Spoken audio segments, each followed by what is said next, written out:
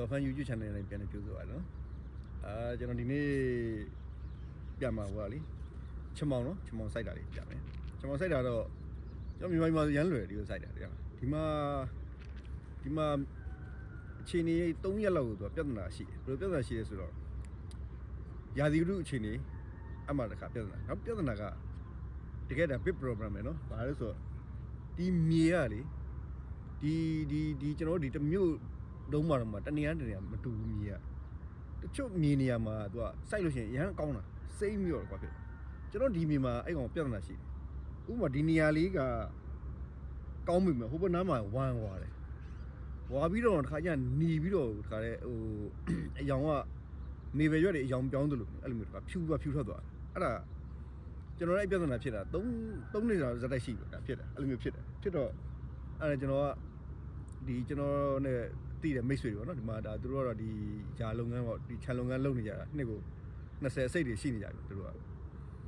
အဲ့တော့သူတို့မေဂျာသူတို့ကဒီကဟုတ်တယ်ဒီပြဿနာနော်အဲ့ဒါမြေကြီးကြောင့်မြေကြီးနဲ့ဒီချမောင်နဲ့မတည့်တဲ့မြေကြီးပေါ့နော်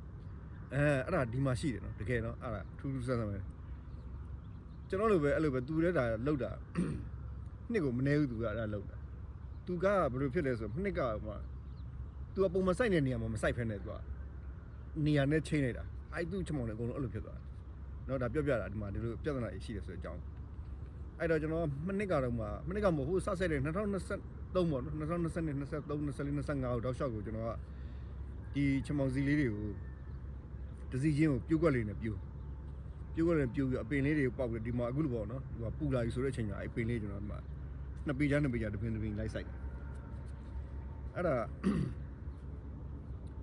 မနေ့ကမှကျွန်တော်ကဒီအပင်ပြိုးပင်တွေကကုံသွားတယ်မလောက်တော့ကျွန်တော်အစီတွေစိုက်ပြီးခြားစိုက်ကြည့်တယ်ဆိုတော့အစီတွေခြားစိုက်တာဆိုတော့အဆင်ပြေတယ်ဆိုတော့အဲ့ဒါနဲ့ဒီနှစ်တော့အဲ့ပြိုးကွက်တွေနဲ့မလောက်တော့ပြိုးကွက်တော့အချိန်လဲပူကြတယ်နော်ပြိုးကွက်မှာသူကဟိုတလာပိုင်းကျွန်တော်ကတတိယဘတ်တော့မဟုတ်နောက်ဆုံးဘက်လောက်ကျွန်တော်စပြိုးတာအဲ့ဒီကနေရောအခုဒီချိန်ထိကိုတလာခွဲ2လလောက်ကျွန်တော်ဟိုလုတ်ပေးနေရတယ်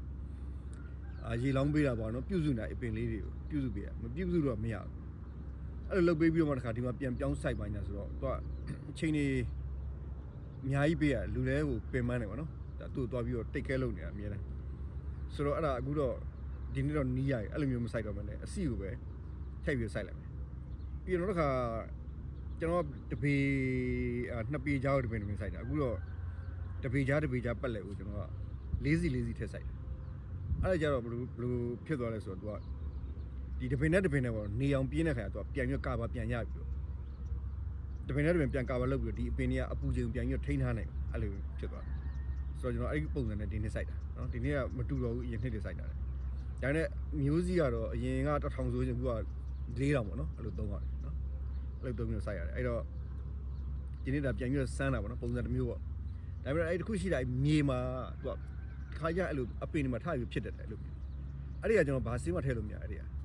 နော်တခြားအပင်တွေကြတော့အဲ့လိုဆေးတွေပါဆိုထည့်လို့ရဒီချက်မောင်းမှမရဘူးအဲ့လိုမျိုးအဲ့တော့သူဖြစ်လာတဲ့ပုံကမူတည်ပြီးတော့အခြေအနေကိုကြည့်ရလောက်ကြတော့နော်အဲ့တော့ကျွန်တော်စိုက်တာလေးကိုထပ်ပြီးပြမယ်ကြည့်လိုက်ပါနော်ဒါလွယ်လွယ်လေးပါစိုက်တာတော့အဲ့တော့အစီတွေကတညရည်ရေစိမ့်တာအချောင်းထွက်တာလေးထွက်ကုန်ပြီနော်အဲ့တော့ဘယ်လိုပဲဖြစ်ပေါ့ကိုကဒီလွတ်ရဆိုဒီဥစ္စာကိုပဲဖြစ်အောင်တော့ရအောင်လုပ်ရမှာပဲနော်ကျေးဇူးအားပေးကျေးဇူးပါချမောင်စီရနော်ကျွန်တော်ချမောင်စီရတညအိပ်ပေါ့ရေစိမ့်ပြီးရေသွန်ပလိုက်ပေါ့နော်နေ့လယ်ဘက်ကစိမ့်နေဆိုရှင်ညဘက်ဆိုရှင်သူ့သွန်လိုက်တော့ည10နာရီလောက်သွန်ပြီးတော့တီရှူးလေးနဲ့အုပ်ထားပါနော်ဒီလိုတီရှူးလေးနဲ့အုပ်ထားတယ်နော်အခုကျွန်တော်အခုစိုက်တော့ပါနော်ဘာလို့ဆိုတော့အဲ့အညောင်ကအရှိထားလို့မကောင်းဘူးနော်အဲ့အညောင်ကအရှိထားရင်သူကနည်းနည်းလေးထိမိခိုင်းမိလို့ကျိုးသွားလို့ရှင်အဲ့အစီကမအောင်တော့ဘူးနော်ထွက်ဖို့ကတော်တော်ကြာသွားလိမ့်မယ်အဲ့ဒါကြောင့်မလို့အဲ့တော့တညရည်စိမ့်ပြီးတော့အညောင်ကြီးအရှိကြီးမထွက်ခင်မှာမြန်လေးချဆိုင်တယ်နော်ပြီးရင်ကျွန်တော်မှမြေကြီးမှာချဆိုင်တာပြပါမယ်ထပ်ပြီးတော့ကဲကျွန်တော်ပြမယ်နော်စိုက်တာလေးချက်လောက်ကြည့်လိုက်ပါ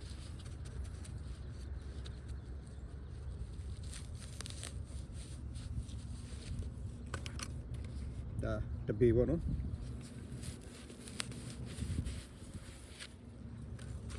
ဒါတပေ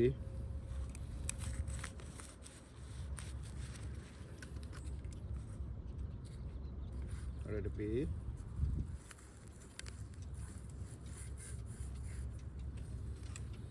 ပြင်သူတို့ကဒီမှာမျက်နှာချင်းဆိုင်မှာ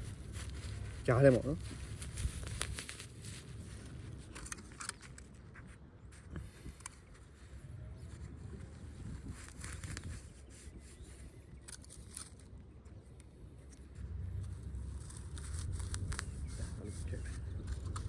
โอเค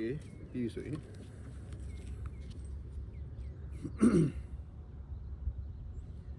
lazy တက်မယ်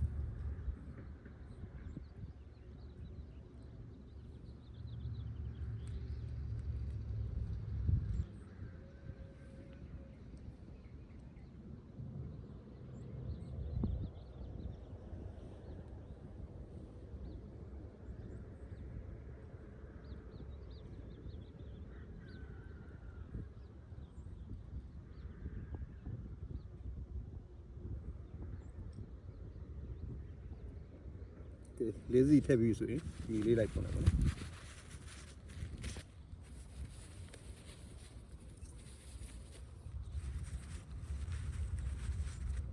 ဘေးကမြေလေးနဲ့ပတ်ပြပြန်ဖုံးလိုက်